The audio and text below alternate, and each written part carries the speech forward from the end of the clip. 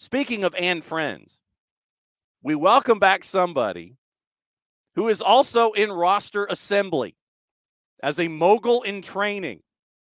There's camps, there's rosters, there's jerseys. It's Michael Parkhurst. Good morning. Happy New Year, John. Happy New Year. All right, so flash the lid. Go ahead and duck the head a little bit. Let's show that. There it is. Yep, the RIFC. This man has been busy. And to say he's been busy, I mean, it's a holiday season first and foremost. And you gotta balance all that stuff out. But as a mogul in training, you're signing coaches, you're signing players. So, all right, since last time we talked, yes, is your roster size like 98 now? How many folks do you have on the roster there at RIFC? You can't afford 98 players. No, we've got, I think 16 signed. So we've got about 7 spots open. We'll probably sign about 22. Wow.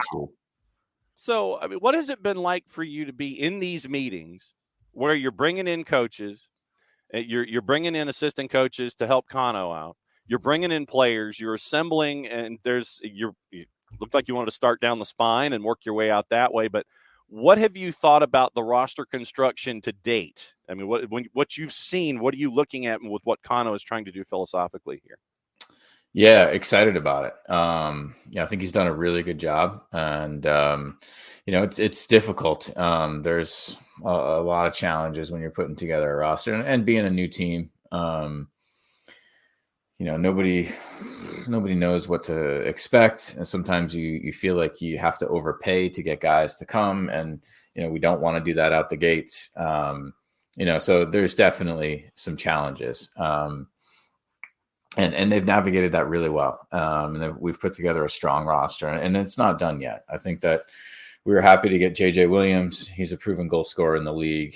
Spent a little bit of time in Atlanta as well. But he's had a lot of success at USL championship level. So we're excited to have a proven goal scorer. We know how important that is. Obviously in net, we feel good. Center back wise, we feel pretty good. What's crazy is we signed 2 guys out of college, and they both ended up getting drafted in the MLS draft.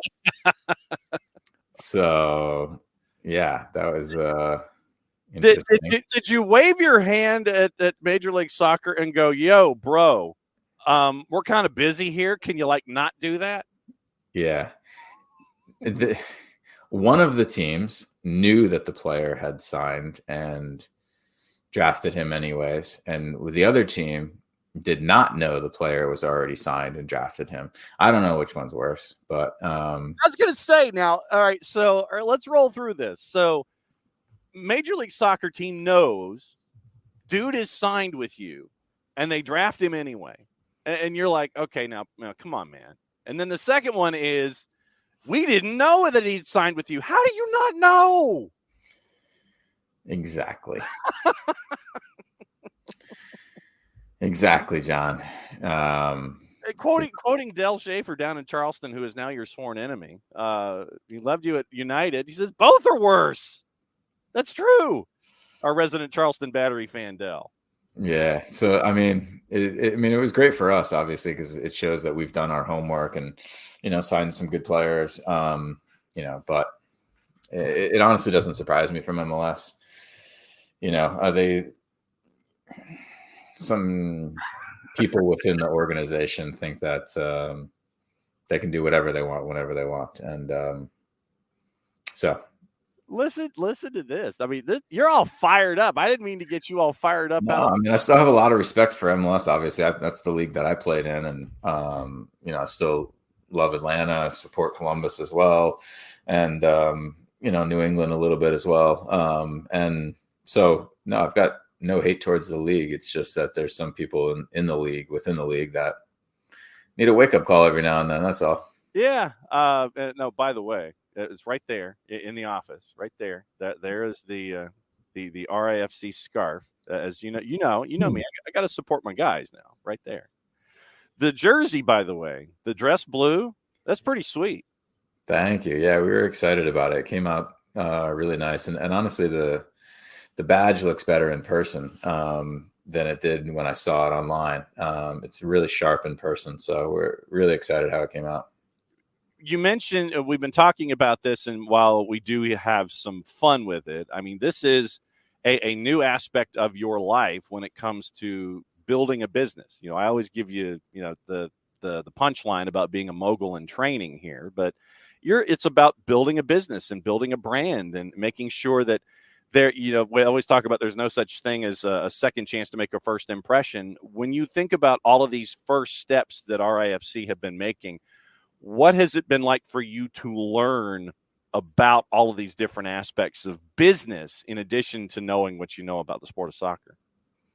Yeah, just, how much everything costs, how expensive it is to have a team is one thing. Like things you don't really think of when you're playing, like the cost of insurance and healthcare and training facilities and meals for the team after training, before training, all these different aspects of things. And MLS has obviously got a really good setup for a lot of things, but USL is MLS from 15 years ago, where it's like, okay, hey, we got to buy the guys cleats because we don't have Capelli might make a cleat, but we don't use them for footwear. So figuring that out, and first impressions. So we talked about that as a club too, because we've got guys coming into town. I mean, a couple of it are there already, but majority are coming in next week, right? And it's like, okay, who's picking them up from the airport, taking them to wherever they're staying, right? First impressions are important. Taking care of them, rides to training, organizing that stuff, because right, similar to Atlanta in 2017, it's like all of a sudden it's like, boom, there's 20 plus guys that have never been in the area before, and they don't have places to stay yet, they don't have cars yet, they need help setting everything up. So just organizing all that, and that's nothing to do with kicking a soccer ball. Well, Bart Keeler with a question for you, and it's about Capelli. He says, what went into the decision to sign a kit deal with Capelli? He's noticed a lot of youth clubs partnering with them recently, just wondering what makes them so good / lucrative. Yeah, I think it was just that they showed the biggest earnest to want to do something with us, like really took pride in like partnering with us. And, that was important, right? You obviously for footwear and stuff and for leisure wear, maybe guys would have preferred we go with Puma or Nike or Adidas or something like that. But for those big companies, when they're dealing with USL, it's basically, here's your deal, take it or leave it. And, obviously some teams take it because, it's still that brand. But Capelli wasn't like that. They wanted to work with us. They want to break into soccer. And, we just had really good conversations with them. And so we're really pleased with the partnership, the jersey they created for us. So, hopefully it'll be, really good things for both sides here in the future. You realize, of course, that your home opener is a little more than 2 months away. It's like 70 days. Yep, sure do. So what's the stadium situation like with the build and your temporary home there at Bryant? What's it looking like up there now? Yeah, it's a lot of work because the focus the last 6 months has been on the temporary facility, right? Getting Bryant, and it's a great setup, but up to USL championship standards, capacity wise, food and beverage was somewhere where they were falling short, and so we needed to figure that out. We're able to have the field with no football lines on it, which was a huge thing for us. The optics of it is just terrible, as we know. So that was a big one for us. So thankful we got that done. The training area, the locker room. So all the focus has been on that, and everything's come along really well there. And now we're saying, hey, this stadium's coming together. They're still building it. And there's a lot of things that need to occur there. So the stadium GM, basically once we start playing at Bryant, needs to shift his focus back to the main stadium that we're plunging a lot of finances into. That'll be a little over 10,000 seat stadium. Because Burn right now, I think it was 4,400 at one point, and you're trying to get it over 5. What are the specs? Correct. I think we'll have it at like 5,200 or something like that. They were able to bring in some extra seats. So, it'll be tight and but exciting. When you have those small crowds and you've got people sort of standing in some areas, right? It brings back the Open Cup feels of like, hey, this is a cool atmosphere, right? So, we'll enjoy it for year one. It'll be fun, and hopefully we can get some good results there. Yeah, that's what we're going to be keeping an eye on as your home for all information. Rhode Island FC, SDH. Well, that's you realize, of course, that RIFC has a golden ticket status and can come in and talk about stuff at any time. All right, anytime you guys can talk about stuff. When it comes, I'm going to shift this to mentoring now. What do you do during off seasons and holidays and gap time, I guess? How do you handle gap time as a mentor with mentees? Do you still keep constant contact? Is it occasional? Do you let things lie? How do you handle gap times and holidays with mentees? Yeah, for a lot of them, we touched base right as the seasons were ending to kind of go over how they felt about the season and how it went, how it's going, good and bad. And then leave it. And then for a bunch of players, we're connecting with them this week and next week as things start to ramp up again, to see how they enjoyed the off-season break, a little time off, and set up some targets, goals, ambitions for the upcoming year, that type of thing. So let them have their space to get away from all things soccer. When it comes to setting goals from timetable A to timetable B, whether it's year to year or quarter to quarter or however you break it down, do you put empirical ideas attached? Just like, 10% increase here, 15% increase here, or is it more about the idea of the person and bettering those goals? Is it on the field with percentages and, hey, since you scored 12, do you want to try to score 14? How do you handle progressions when it comes to year with your discussions with mentees? No, it's not so much percentages and stuff, because a lot of that stuff is impossible to, other than goals and assists. And I don't even like having goals and assists as a goal, because so much of that is out of your control, right? So much you're dependent on teammates, how your team's playing, the level of your team versus the opponents, right? A striker can say he wants to score 30 goals, right? But if he's playing for the worst team in the league, it's going to be really tough for him. True. I talk to kids that are wingers or outside backs, and, you could put in 5 good crosses, but if the striker's having a bad day and you don't get an assist, does that mean you played bad? Right. So it's more of, hey, you can have this goal or something you want to achieve as sort of like, hey, I want to get 10 goals or whatever. Right. But what are you doing to accomplish that goal on a daily or weekly basis, right? So that when you come to the end, if you didn't accomplish that, or if you did, you can look back and say, hey, did I accomplish these steps on the way towards trying to achieve this goal? And if you did, then, hey, maybe you were just unlucky that you didn't achieve the overarching goal. So we really try and focus on those intermediate steps and the process. So then how do you keep folks on task? Because I know that we are all our own worst critics, but if someone doesn't meet a self-imposed goal, whether it's in the overarching idea of improvement, how do you have the conversations like, well, I didn't meet my goals last year? How do you make sure that they don't focus on that and focus on the negative and get locked in that negative and use that as something that they can build on going forward, and then not get locked into what wasn't accomplished over the past year? Right. That can be difficult sometimes, right? We always have a tendency to focus on the negative, right? But within everything, you can find the positives. Like my son woke up this morning, he was like, I it stinks that my first period class is the one I hate the most.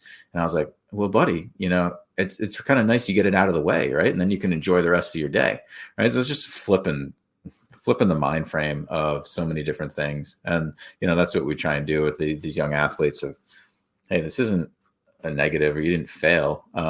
It's more like, hey, how can we improve upon it this time? What went wrong? And that's why we try and have those intermediate steps. Like, hey, did you hit these steps? And if so, great. And if you didn't, why? What happened? Was it within your control or outside of? Do we need to adjust for the future? That type of thing. How difficult is that, though, to get that message across? And is there a group? Is there a group of athletes, age group wise, that handles that kind of information and build better than others? Do older athletes sit there and take that information, and are they faster to respond in the rebound than younger athletes? I mean, is there something like that, or is it literally just person to person? Some of them, and honestly, it's not completely like this, but the higher level the player within their age group, and maybe they're at a higher level because they're already understanding some of this or doing it subconsciously, they seem to get it and comprehend it a little bit faster. So I don't know if it's a coincidence or not, but not all of them. Okay, because I didn't know if, when certain age groups, they'll look at social media and they'll sit there and go, yeah, I know that it is what it is. And they'll put negative information aside faster, and they won't get wrapped up in it. I didn't know if older versus younger was something that was different when it came to shaking off bad things. I didn't know if that was something attached to it. Older players should have more experience in doing so. So generally they'll be a little bit better. But we see plenty of older players. Shoot, I even see pros that struggle with it, right? So it's not a guarantee that the older you are, the better you are with it. But in general, I'd say yes. What did you learn about yourself as a mentor? What did I learn about myself over this last year? Just I've said before, of kind of like just being adapting or adaptful to the audience and the level, and understanding everyone's experience and what they want to get out of soccer, right? We work with players that want to become pros at Atlanta United, and we work with kids that just want to have a good time and want to have fun with soccer, right? So the message changes a little bit, where it's, hey, you don't have to get on the high school team or get on the college team or do this or do that in order to have success, right? You can just play the sport and have fun and meet some really cool friends, and that is successful. And that's something that I didn't, that it should have registered sooner, that mentoring isn't just about those athletes that want to do this professionally. It's like dudes that want to go out there and they want to have a good time. They want to meet new friends. They want to grow in a sport. It didn't trigger for me that it's not just the athlete chasing a professional or collegiate career. It's just those that enjoy the sport and want to enjoy it that much more. Right. And, even those athletes, right, it's not that they don't have ambition, because I think that's why they're speaking with us, because they do want to play better and have success, and for whatever reason, maybe they are struggling with something or just trying to improve themselves. And we get the opportunity to speak with them. So, even they want to improve and play at their highest level. It's just that their highest level isn't some other players' highest levels. Michael Parkhurst, mogul in training at Rhode Island FC and Beyond Goals Mentoring, hanging out with us for the Friday Free Kick. How was your holiday, by the way? It was nice. We spent some time out in Chicago pre-Christmas with some family out there, and then drove back here Christmas Eve, and very quiet since, which was lovely for us. Did you get the pony that you asked for Christmas? I got everything I needed for Christmas, for sure. Everything I needed and wanted, but no animals, thankfully. What'd you get? What'd you get for Christmas? I don't know. I'm honestly not a huge gift getter person. I'm trying to think. My kids got me some pretty good gifts, and now I'm trying to think of what it is. Uh-oh. Yeah. Because I do remember opening up and be like, wow, that was really good. Oh, some sunglasses, which they know that I don't buy expensive sunglasses because I sit on them in the car. I forget them. They're all over the place. So See, sunglasses was a good one. you go to Sunglass Hut, you get the $10 frames, or you go to the drugstore, you go to Wawa or whatever, and you get the sunglasses, and you're in pretty good shape. So, Abby wants to know how the puppy is. yeah, is Abby watching, or is she just listening? I think she's probably listening, but she can always watch the video version later.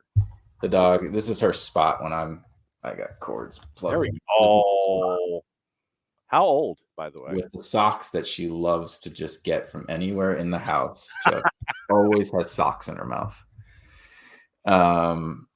She is almost 4. Wow. Okay, so Abby is watching, so she did get to see the puppo there on the bed. What kind of dog? Golden retriever. Okay, so those that just want to make sure that they are right there, guarding daddy at every possible opportunity, making sure that they're right there the entire time. Exactly. Better not leave. No, and you better take me with you. That's when we have those kinds of guardians, that they are right there with us. We have here at Office HD, we have a 15-pound peak who believes that he is the size of your golden.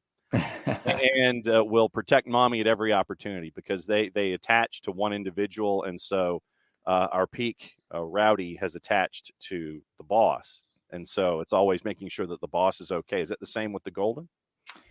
She's definitely my dog first. I spend the most time with her. I was with her when she was a puppy the most and stuff. So yeah, she's first and foremost daddy's girl for sure. No doubt. But having that is better than having an 80-pound dog that thinks it's a lap dog. Oh, but you know that the boxers are usually the 80-pound the 80-pound puppies. You get the boxers and those kinds of dogs that they just want to sit there and they want to launch and just be right there in your lap in the chair that you're in, and it's only got room for one of you. And the 80-pound dog doesn't know that is in fact the chair for you and not for both of you. When you're having your leisure time there in the office, I know that we talk about books. I know that you were reading books. You always constantly do. When you have the Michael Parkhurst list of books that you need to knock off to help you either as a mogul in training, as a mentor, or just in general, what's on the Michael Parkhurst book list that you would recommend for folks in those 3 aspects of life?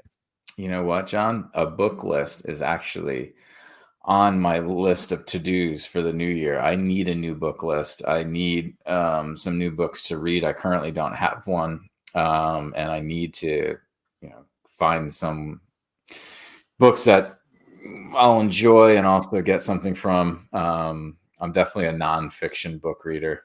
Okay. Well, you know what? Book number 6 from John here. Noble. So what I will do, sir, is to add to your book list, I will send you a personalized autographed copy of said book. I will send it there to Mogul in Training headquarters. Love it.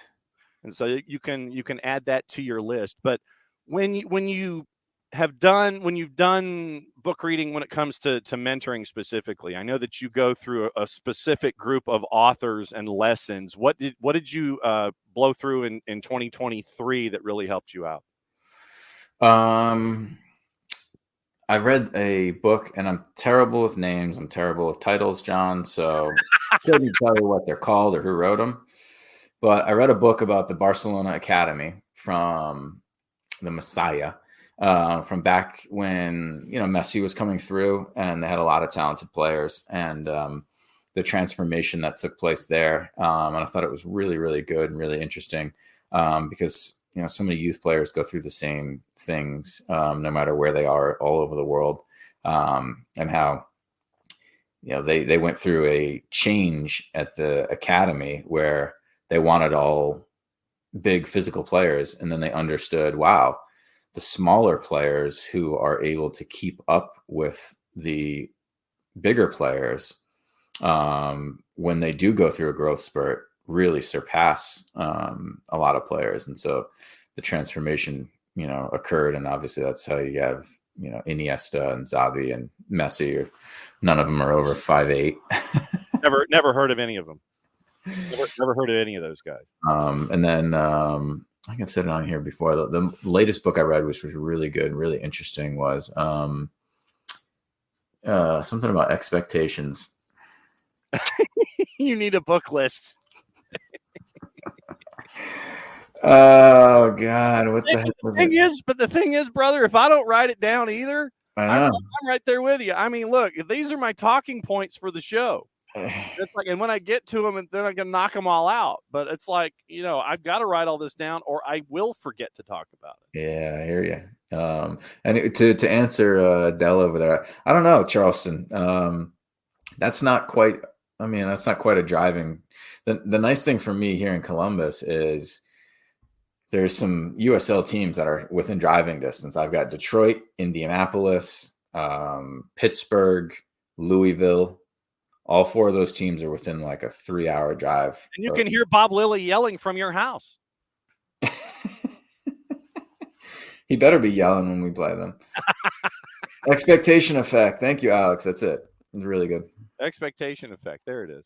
Yeah. But by the way, Charleston goes to Rhode Island Saturday, April 6th.